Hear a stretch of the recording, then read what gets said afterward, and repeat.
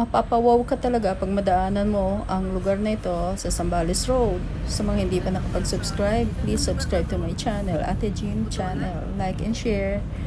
Po, marami pa akong videos dyan na pwede nyo balikan panoorin. O di po ba para kayong dumaan sa airport tarmac runways. Mas maganda pa po siya sa personal kaysa na-capture ng aking camera. Yes, dito po yan sa isang bayan sa Zambales. Tara na, biyahe na sa amin. Open na for tourism. Marami kayong mapupuntahan doon. Let's go na. Medyo nagdiskusyon pa kami ni Mr. kung saang bayan ito dahil nakaidlip po ako. Hindi ko na malayan. Pagdilat ko ito yung nakita ko. Ang sabi niya sa akin ay sa town ng Kabanggan po ito. Okay po, sa town ng Kabanggan. Pero tinitry kong research, wala pa po ako makita.